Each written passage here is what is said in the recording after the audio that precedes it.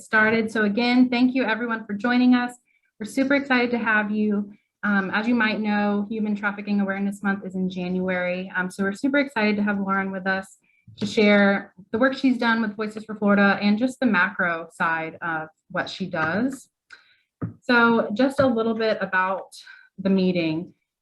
Like I said, it will be recorded. Feel free to have your camera off. If you wouldn't mind remaining on mute, and then when we open it up for questions, you'll have a chance to speak up, or feel free to put questions in the chat as we continue on. And like I said, the recording will be provided following the meeting. We'll put it on social media. If you'd like it to be emailed to you as well, just let me know. You can email us on our email. I'll put it in the chat and we'll be happy to give that to you. So our incredible speaker, Lauren Herod. So she is a two-time alumna of Florida State University. She has her degree in hospitality administration, which she got in 2015, and a joint master's in social work and public administration in 2021. During her time at FSU, she was involved in marching chiefs and Seminole Sound, and as well as Sigma Alpha Iota Music Fraternity for Women. She held leadership positions in the Inter-Residence Hall Council, Alpha Kappa Psi Business Fraternity, and the Public Administration Graduate Student Association. Within the College of Social Work, she served as a research assistant at the Institute for Justice Research and Development for 2 years.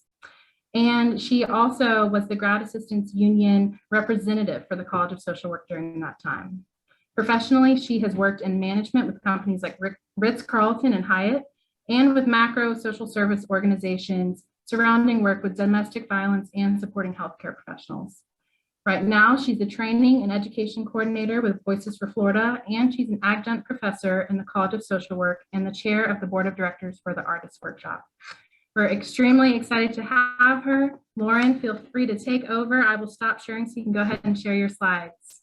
Perfect. Let me get all set up here, ready to go, so you guys can see the lovely work that my information and media outreach specialist has done, because I certainly did not create all of these slides myself. So, perfect. And Lauren, we can see those good? Excellent. Good. All right, so I'm going to talk to you all today a little bit about both what human trafficking is, specifically kind of focusing on sex trafficking, just because that's the realm that I have experience in, and then how that ties in with advocacy, outreach, and all of those fantastic macro practice properties. Anyone who's taken one of my classes knows that I have so much love for all of the amazing aspects of macro practice. I have a lot of respect for my incredible micro practitioners that do the amazing work on the ground with our individuals. But I also fully believe that without making massive systemic and social changes, we are fighting an uphill battle constantly. And when working with survivors of complex traumatization and victimization, that becomes even more apparent, because there are just so many different ways that they intersect with social systems, between their victimization, the support they need afterwards, and the way we as a society understand what they've been through. So first, what is human trafficking? This is something that it's one of those things that I feel like a lot of people think they know what human trafficking is, or they know a concept of it or a media representation of it, but it's actually a pretty concise definition. There's two components. The first one is force, fraud, or coercion must be present for someone to obtain a type of labor or commercial sex act. So what is commercial sex act? That's any sex act that's performed on account of receiving something of value. So money, drugs, it can be something like housing, it can be food, transportation. Those are all considered something to be bartered for a commercial sex act. Those are the two components. Notice it doesn't say anything about transporting over state lines or over domestic lines or international lines.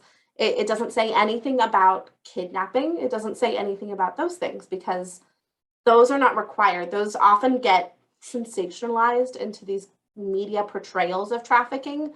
You have movies like Taken and things like that are to thank for that, but that's really not what trafficking is about. Trafficking is about complex and repetitive manipulation, coercion, and abuse. One important thing to note, however, is when we talk about commercial sex acts with minors, you do not have to have the element of force, fraud, or coercion. So that is something that's considered commercial sexual exploitation of children. This is where anyone who is considered a minor status in their state or federal location is taking place in a sexual abuse, exploitation, sexual act that has a financial benefit that, again, can include drugs, shelter, money. There's a whole variety of things. We've seen with some of our kiddos in other regions, we've seen things like being traded for like Roblox box, things like that. Those are all acts of trafficking. They get more and more creative as there becomes more and more ways to provide this exploitation. So things like being sold for sex by a boyfriend or a family member. Child pornography is a huge one, but especially during COVID times, we saw a lot of exploitation in the virtual space or in video game spaces, things like that. That the more we move into a digital world, the more exploitation moves into a digital world. So those definitions being out of the way so that we're all talking on the same page, let's talk about some misconceptions around commercial sexual exploitation and trafficking. There's a lot of images here that show being wrapped in bondage or behind bars or covering the mouth or all of these things that give this idea that there's force elements, that there is something that is present holding people there outside of emotional or social manipulation. This is incredibly dangerous. This is incredibly dangerous misconception regarding trafficking. Our survivor leaders that we work with, who are incredible people, talk about that if they see one more picture with someone's hand covering the mouth of the person who's supposedly being trafficked, they're going to riot, because that is not what is happening. And that means that we create this idea of stranger danger or kidnapping or trafficking only happens if they're being kept in cages in between their exploitation. And that reduces an incredibly complex victimization down to a movie plot. So some of the key trafficking myths that are talked about frequently are that, one, kidnapping is the primary way of children being trafficked. That's just purely not the case.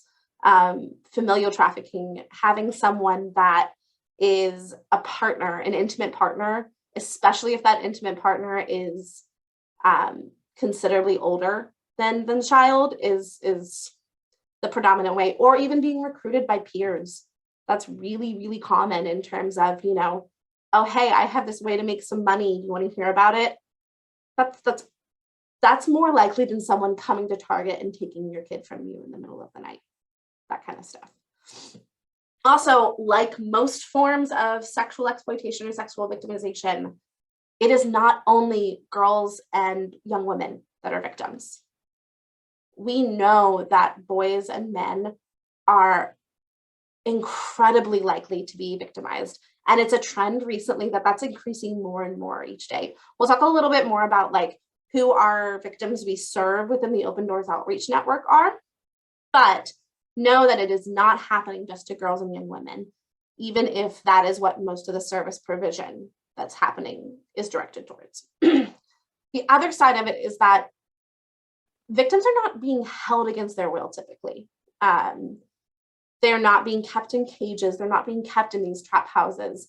A lot of kids live with their families while this is going on, especially if it's something where it's familial trafficking happening, or if it's something where an intimate partner is the one who instigated the trafficking. It's a lot harder to keep a house full of cages than you would think. That's not something that really is realistic. And realistically, if the number of people being trafficked went missing every year, it would be a much more prominent public problem. So keep that in mind. A lot of people also think it's not happening, not in my backyard, no, not in my community. Florida is reported as the third highest state for reports of trafficking. by the National Hotline for Human Trafficking. It has been reported in every single county in the state of Florida. Miami-Dade, it's been kind of in Hillsborough, but it's also been in Liberty County, it's been in Bay County, it's been in both urban and rural, it's been both in, the states along the trafficking corridor of I-10, it's been everywhere. The difference is the resources and ability to have identification of victims is much more robust in large communities. We see this in almost every victimization-based service provision, that our rural communities don't always have the resources to identify victims. That's a really tough thing. Lastly, trafficking does not just happen internationally. It is not just at big events like the Super Bowl. That's why the football is there. It's not just at, Disney or in parking lots. Domestic trafficking is much more realistic. Again, there are, of course, international trafficking instances that happen. There are, of course, people who utilize the migration process as a manipulation tactic in that coercion aspect, things like that. But that is such a small component comparatively to what is happening right here in our backyard. So, double slide, my bad. Oh, what happened? There we go. Sorry about that. So what does it look like? It looks like all of our signs of abuse that we see in kids. It looks like children who are coming to school agitated or not coming to school at all anymore. It's children who suddenly have expensive gifts that they couldn't purchase themselves and you didn't purchase for them.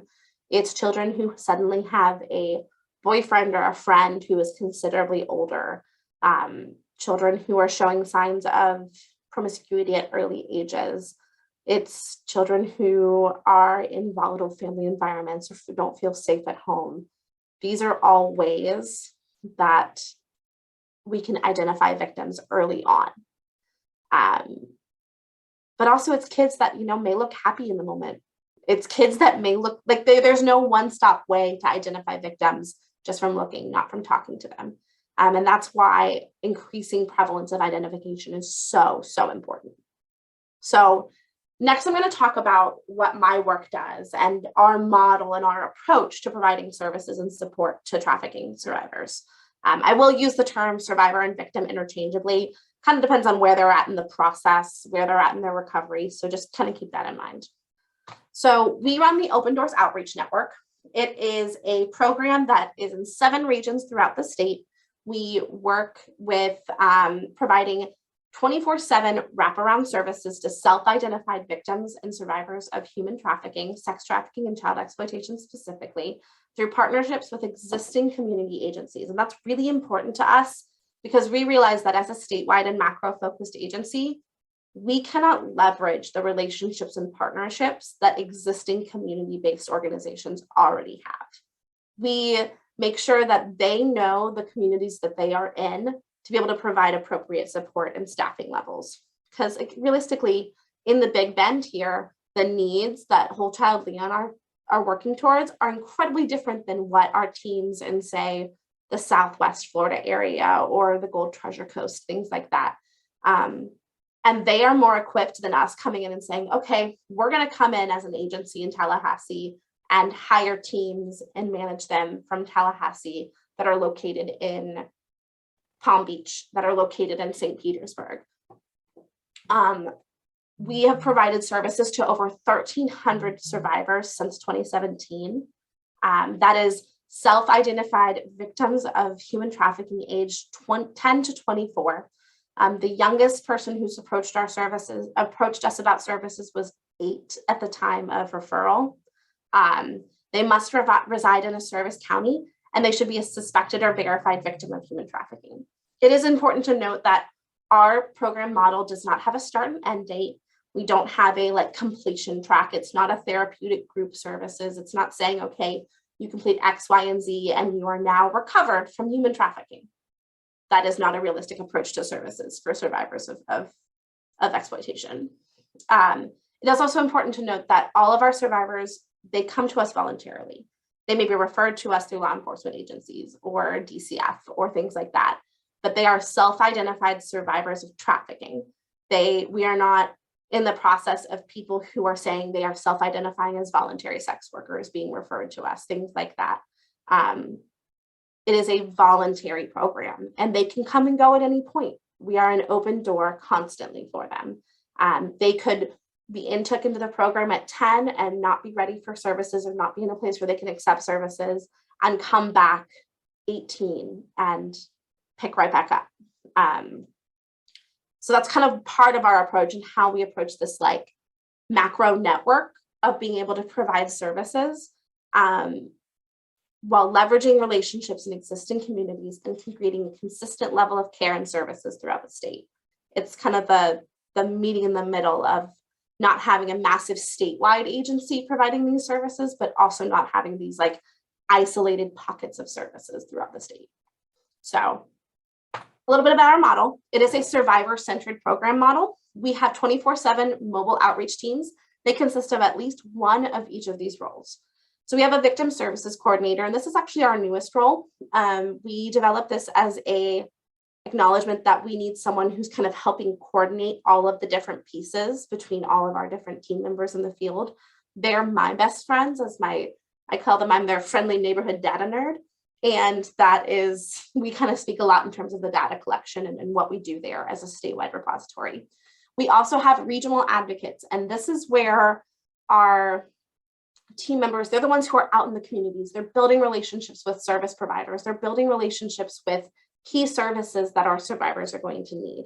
They are making relationships with the DCF Human Task Force, the safe homes, the pantries, all of the things that we know are necessary to set someone up to have a fulfilled and well-being approach, a chance at living their life. One thing that makes our model fairly unique is that we also have survivor mentors on our team. These are people who have to have lived experience we do require it to be in any kind of exploitation or victimization, but we really do try to prioritize the hiring of survivors of sex trafficking specifically. We are one of the largest employers of survivor mentors in the state and have consistently been. And we really do firmly believe that it's important to, one, showcase that there is a light at the end of the tunnel, that just because you're going through this and you think there's no way out, you think there's no way to get through where you're going, there is a route to be a engaged member in community through treatment, through, working through the incredible amounts of trauma that you have been through as a survivor. And talking about that, we do also make sure that there is a master's level mental health clinician employed. They do not have to be licensed, but many of our team members are either licensed or working towards their licensure in either mental health counseling or social work. So it's a really kind of wraparound provision of services that is survivor centered and is really focused on elevating the needs of the survivor, the voices of the survivor, and also really kind of coming from a trauma competent lens of things. So what are these services we provide? We do a hotline and service availability. We do crisis intervention. That's where that 24/7 comes in. I know I've team members I've talked to who they were super tired because they were out meeting a law enforcement agency at 2 a.m. because there was a suspected bust. The peer mentorship and the survivor mentorship is crucial to our service provision. Case management, clinical counseling. We utilize all of those agencies that our regional advocates connect with to do a comprehensive amount of information referral to victims' rights funds that they can have access, legal aid services, things that they can have access, things that we may not be able to provide the actual service for, but can make sure that they're connected with someone who does it. Also advocacy, court advocacy, community awareness trainings, things like that. We do a lot of public education. We do a lot of training within our communities to make sure that they're knowing what they need to do to help support these survivors. So who do we serve? Of those over 1,300 survivors, we're almost at 1,400, which is terrifying. 86 identify as female. This is a self-report upon intake. Also 68 are typically between the age of 13 and 17 at the time they join our program. we do know that the initial age of trafficking tends to be between 12 and 14. That's the primary age of recruitment. 58% identify as a racial or ethnic minority, which is probably realistically underrepresented if we know anything about social services and how people are interacting with social services. There's also 60% of them are previously or currently experiencing homelessness within that age range of 13 to 17. So it's a lot of homeless youth. And then around roughly 30% identify as LGBTQ. Some other things that we've gotten from our information is, 80.2% had a history of running away. That's not even tracking like the number of times each one's run away. Roughly 70% also have experienced or are currently experiencing substance abuse and misuse. So there's just some of the overlaps in terms of vulnerable populations, but again, this is out of who we've served. So there's probably a massive amount of underrepresentation in some of these things in terms of data. So what do we do? What does the macro agency do? What does Voices do for this program? Well, we serve as the backbone agency. We provide legislative advocacy. We spend the time building relationships on the statewide level so that our community partners can focus on building relationships in the community level. We do the work with meeting with legislators who may not be providing services in the region, or connecting legislators who are doing work with multiple communities, things like that, dealing with the intricate processes of getting funding and securing funding. Robin Blank, she just got married, is our statewide director, and she also is an FSU alum from the College of Social Work and the Public Admin program. She does a lot of that incredible advocacy side, and that's talking with Lauren before the webinar. That is the number one thing. If you don't know anything about macro social work, you know that advocacy and policy analysis is like the part of it. So she does a lot of that. We also do training and education for our team members. So we host a robust calendar of training events for our team members in the field to make sure that they're getting the most out of their employment with us. We are providing CEUs for our clinicians. We are bringing in survivor leaders to talk to our survivor mentors in terms of how they can make sure they're taking care of themselves and how they make sure they're taking care of themselves and how they can prevent further traumatization and exploitation through the professionalization of their survivorship. As well as with our regional advocates, we're doing things like teaching them about how to sell their message, how to package their approach and create lasting partnerships. We also do public education events. Clearly, I am right here. We really try and focus about the statewide approach, though.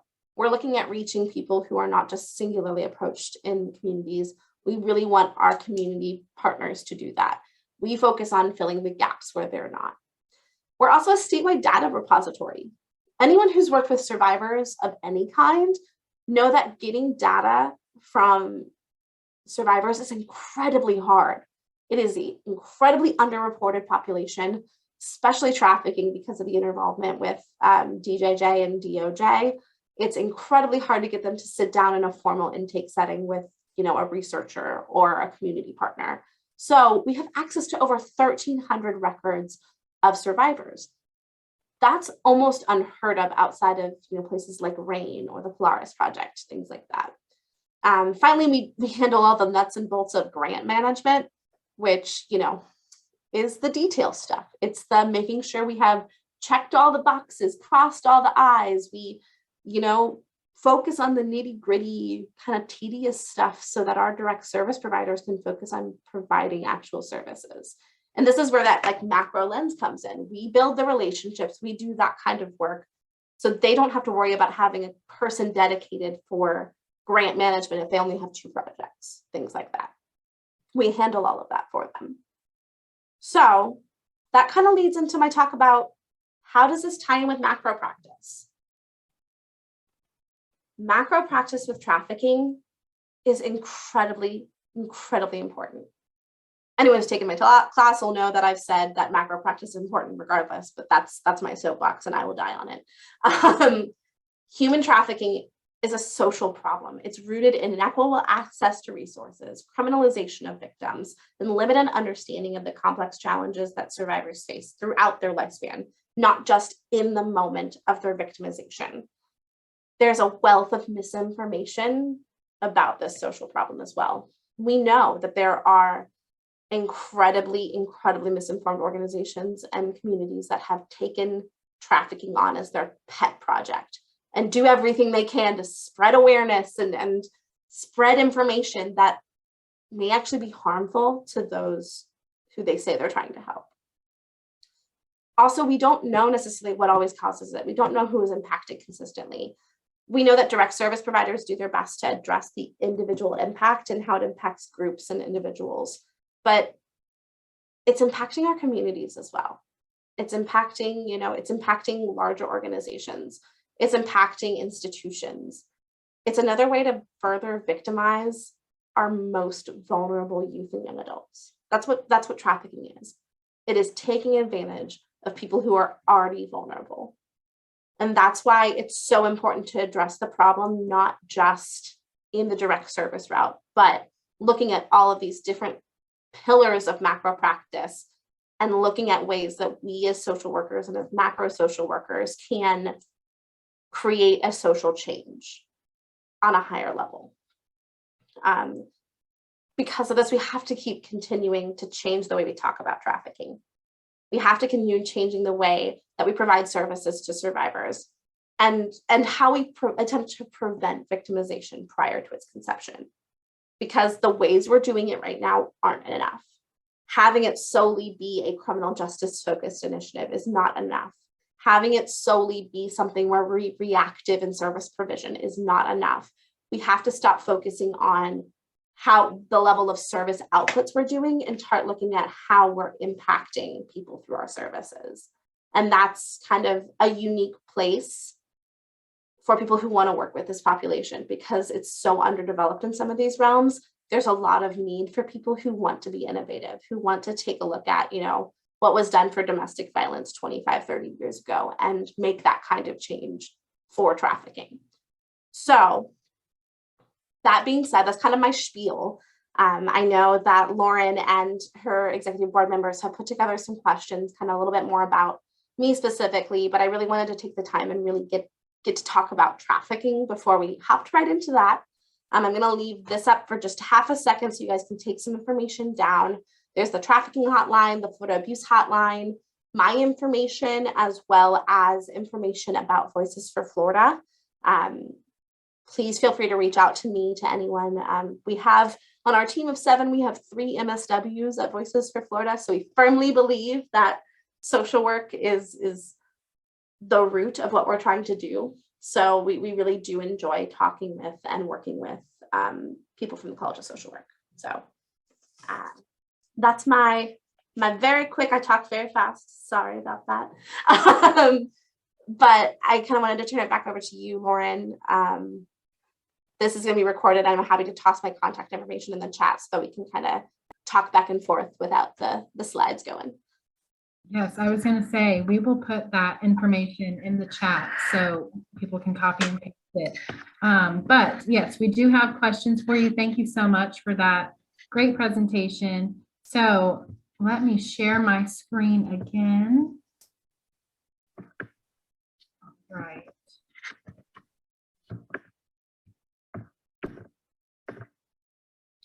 It's always fun to share your screen and also do the slides. So everyone, thank you for your patience.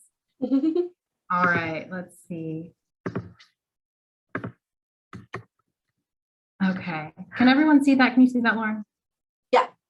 Great. So first, could you just tell us about your journey to where you are as a social leadership and MPA MSW graduate?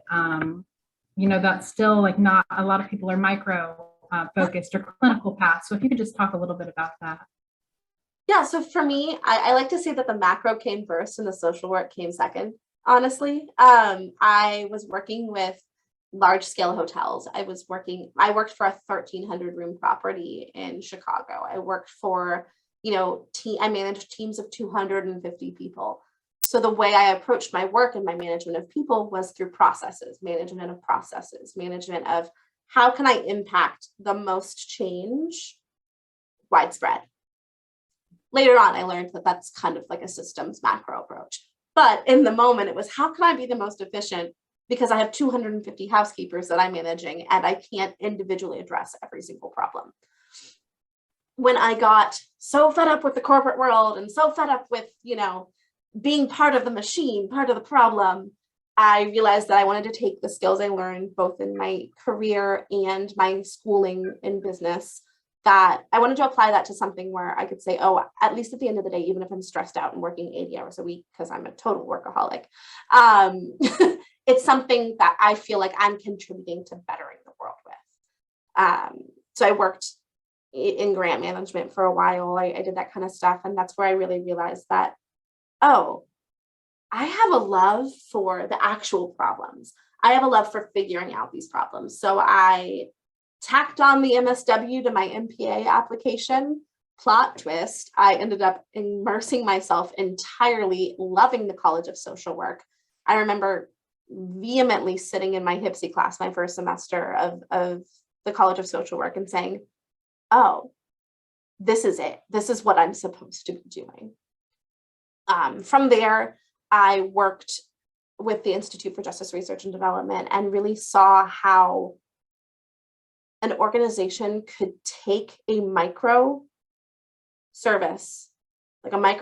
approach through the programs they're designing and implement it on a wide scale level and impact massive systemic change through appropriately researching, appropriately designing interventions, and really taking a look at what are all of the ways that we can immerse social work in this world through incredible mentorship from the research faculty there. I learned that there is so much more than just policy in the macro world. And that's where I really kind of started on my path of, I want to do research. I want to do evidence-based work, because I firmly believe that if we're not providing supported and empirically backed models, tools, services, and education to our future service providers, we are doing a disservice to those that not only we support and provide services to, but those that are providing funding, community support for those services. So that's where I came into that. I ended up deciding before I went the PhD application route that I couldn't talk about designing and implementing and researching macro programs or macro implementation approaches to programs without working within one. And that's where Voices came in. Voices is an agency that their whole idea is they want to design and innovate solutions for complex social problems. That is like speaking right out of my language. That is like the words that I could pluck out of my brain. One of my colleagues throughout my program, she and I had pretty much every class together. She was doing her field placement at Voices and made the connection for me. Tori's in the chat right now, so I'm saying hi. She's my connection point here. And the rest was history. I really kind of found a home, and I found a place that was fostering my desire to really implement evidence-based and empirical work in this realm. Oh, you're on mute. Yes, I know. I'm like, yes, thank you. Thank you. So next, can you talk about more back to your work with Voices? Could you talk about the intersection between homelessness and human trafficking, and maybe about like what other communities are targeted? I know you said, of course, young folks, but if there's any other communities. Yeah, I'm going to steal a line from one of our incredible victim services coordinators. Realistically, those of everyone who has access to a cell phone, everyone who has access to the internet is at risk. However, we know that intersecting vulnerabilities create more opportunity for exploitation. That's just kind of an accepted fact at this point. Homelessness is one of the ultimate vulnerabilities, especially as a child, especially as a young adult. Not having a stable place to live puts you in a pretty desperate spot. a lot of the times, especially if you're not voluntarily experiencing homelessness. And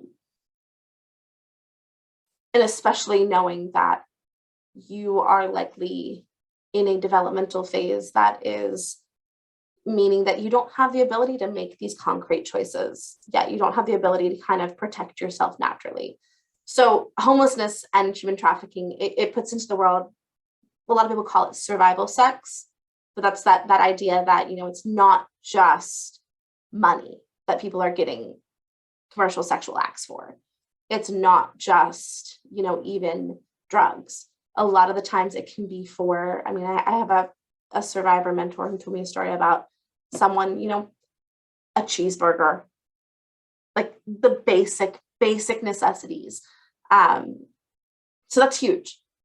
Also the idea, you know, even if you're not experiencing homelessness, but you are feeling unsafe in your home, or your home doesn't feel like a refuge. And that's where kind of talking about our LGBTQIA youth come in. There is a disproportionate impact about how our LGBTQIA youth are treated in this realm. And a lot of the times it's because they get kicked out of their home, or they can't express who they are sexually in a normal developmental pattern. So they reach out unhealthy or unsafe connections. They reach out any way that they can kind of figure out who they are. They reach out to people who prey on this lost vulnerability in that aspect. I actually did a webinar on that exact intersection with Voices for Florida, because it's something that's really crucial to me as a member of that community, as someone who identifies as a queer woman. Like, we need to protect our youth in that space. And because so much about queer identity is tied to, you know, party life, to sex acts, things like that, and kind of the idea of having to hide who you are through major developmental phases of your life, of course they're vulnerable. Same with children who are experiencing any kind of physical abuse in the home, things like that, anything that makes their home feel unsafe or makes it feel like that they'd rather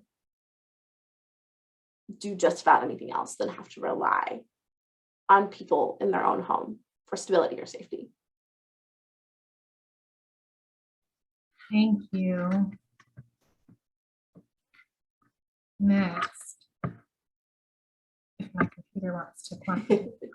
How do you continue your work knowing the difficulties faced in this field? You know, like locating the people who are involved and, you know, thinking about burnout too, like you said, like at the end of the day, at least I know I'm doing something that's helping people. So maybe a little bit about that. Well, I mean, realistically, that's exactly why I do it, because I know that like it's such a challenging problem, and it is an opportunity to be an innovative force. It is an opportunity to kind of design services that are, and programs and approaches that are centered around this population, instead of adapting outdated services that don't even work for their home population. Like things like that. Like, I'm a firm believer of, I'd rather take the time and build it right from the start than go back and try and fix the bus later. So I think that's one of the reasons why this is a population that really speaks to me. The other side of it is, you know, it's hard as a macro social worker. You don't have that intrinsic, I worked with a client today and we saw this project progress.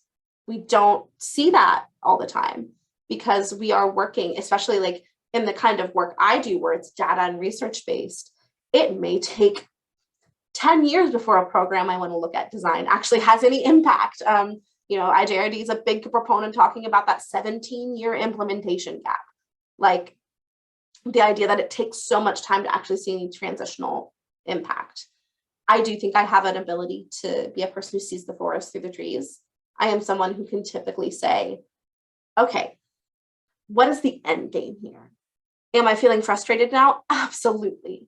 Did XYZ bill not go the way I wanted? Am I super frustrated that yet another like terrible news source is reporting on the atrocities of misinformation that are related to trafficking? Yes. But I am the kind of person who can take a look at something like that and say, okay, but here's what I did today that ties to doing that, to preventing that. And that's not for everyone. But I also know for me, I wouldn't be able to sit there and listen one-on-one daily to the things that these kids and young adults are experiencing. That's not in my capacity. I could do it. I mean, I took the practice classes. I took that. I did fine in my like interviews and documentation, things like that. But I know that that's not the best for me in terms of self-care, longevity, and making the most impact.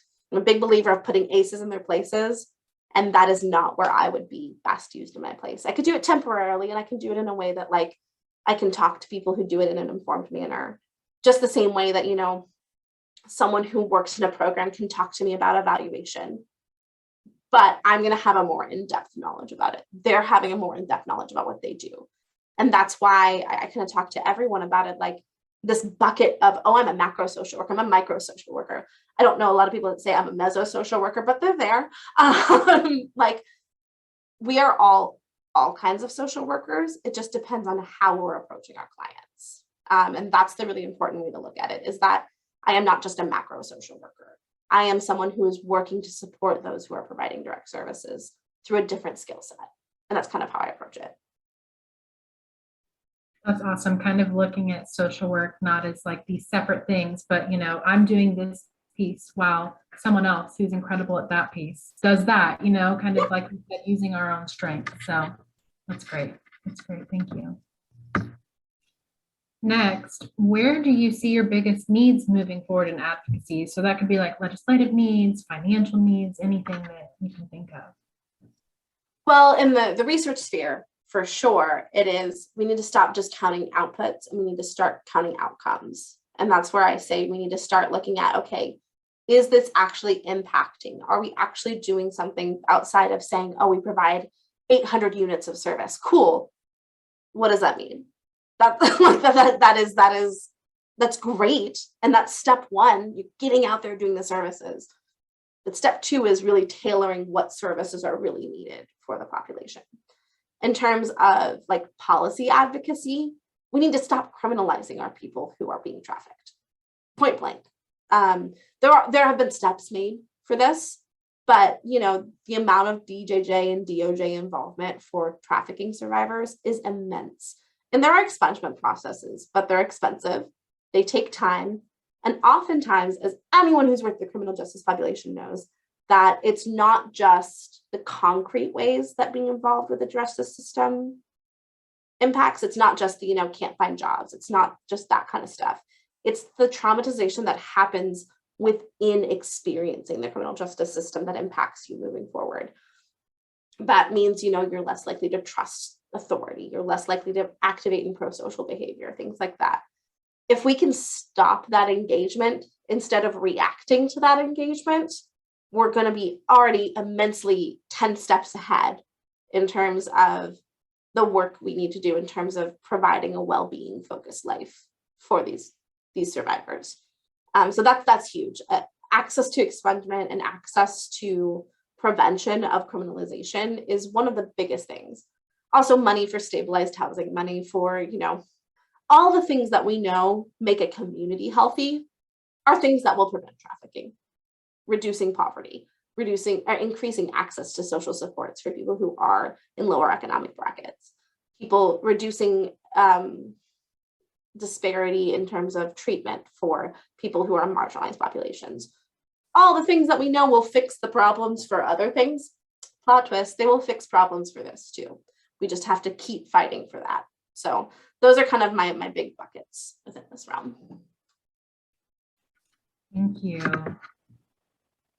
So next, you kind of touched on this a little bit, but if you could just tell us what your self-care looks like. I know for me, a lot of people say like face mask and bubble bath, but you know, it's so much bigger than that. So if you want to share just a little bit about your routine. I see Becca laughing a little bit because I had a whole lecture on self-care in my class with her last semester about, yes, that for some people, that is self-care. That is a very surface level of self-care. Self-care in actuality takes work. Self-care takes active discipline. It takes practicing it. It's like, going to therapy. Therapy isn't easy. It shouldn't be. You're doing reflection, you're doing introspection, you're doing things to, create a healthier inner you. So that's what self-care is. For me, a lot of the times it's allowing myself to turn off, allowing myself to, giving myself that grace that I don't have to be going 24 hours a day. I'm also hugely involved in the arts community. I love music. I love the arts. So some really mediocre karaoke is a great version of self-care for myself. I'm active in the arts community, the theater community here, and that's collaborating and creating community art is a huge thing for me. I really enjoy desocializing a lot. Like that's one of my big ones. And that is now how I know I'm in my 30s, is that like desocializing is my self-care. Having grown up in the hospitality industry and having to be on all the time, and not just on when you're working, but on when you're socializing, because you're the hostess, you're the party thrower, you're the person who just is really good at it and knows how to do it. Not being that person has been my biggest form of self-care. And sometimes it's hard, I love people. I love being out with people. I don't want to say no. I get that like guilt pang of disconnecting and being like, I'm sorry, my friends, I know I've ignored you for like 2 months. It's probably going to be a month more. Let's just be real. Learning to say no and learning to like disconnect from social situations has been some of my biggest forms of self-care. Because like when I find myself in a party and I'm talking about like, yeah, this day I wrote a white paper about, the atrocities of sex trafficking, or this bust happened down here. They're like, well, that's great party talk, Lauren. So those are some of the things I do, but it really is about you. If bubble baths and massages and facials are your self-care, great. If going to the gym daily is your self-care, great. For me, it's some kind of music. My resolution this year was to have 30 minutes of dance a day, whether it be like a combo or stretching or like yoga focus, something that is related to that kind of movement a day. But that's for me. For some people, that would be like painful. So that's kind of my approach. Thank you. Thank you. Yeah, it does look different for everyone, but sometimes just not being like the social worker that's on 24/7 is just what really helps us rest. So I believe this is our last question for you. Is there any advice, any tips you'd give aspiring macro practitioners? I think the biggest piece of advice is understanding that you can't fix it all. Understanding that we have these just incredibly complex, big picture problems that we see day in, day out. And when you're in the macro sphere, your whole job is to kind of look at it from a interconnected and community perspective. And that can get taxing and emotionally draining in a very different way than, say, working with clients is. They're both incredibly draining in different ways. Don't let the systems fighting back against you deter you. Acknowledge that, it's complicated. Acknowledge like when it makes you frustrated. Be honest with yourself in that moment. But also know that is the system naturally reacting to a threat. That is, just as a human, when they're backed into a corner, reacts that way. We've created these like institutions, organizations, and systems that react that way because we as a society have anthropomorphized basically macro systems. So it reacts that way. It reacts in a way that's protective of its existing structure. And if it's fighting back, that means you're doing your job. So that's my piece, is acknowledge the losses like that, but know that if you're getting frustrated that way, that means you're being effective. That's great. I've never thought about it that way. Like if you are disrupting something or maybe upsetting a system, you're doing the right thing. So that means keep going. Don't get discouraged by that. So that's awesome. I'm going to stop sharing. I know we had one question in the registration for you, and this one was just kind of about how the use of technology might keep someone safer versus someone who doesn't have access to technology. So do you have any, I mean, that's huge. So do you have any thoughts on that? Any comments on like just the role of technology? What I'll say is technology has actually made it harder. Mm. Just because realistically predators get really bad. They take things like Fortnite, they take things like Roblox, they take things that are kind of these kid-centered and young adult-centered havens and make them a playground for predators. Also, the way apps work now and social media works now, they're designed to trick parents. They are designed to hide what is happening from parents. One of the biggest like public education things that our partner down in the St. Petersburg and Tampa region does is social media awareness for parents. Like, what are key apps to look for? Like, we all know what things like Grindr and Tinder and Snapchat and all of that are, but like your parents who may not have been connected to communities like that may not know what they look like.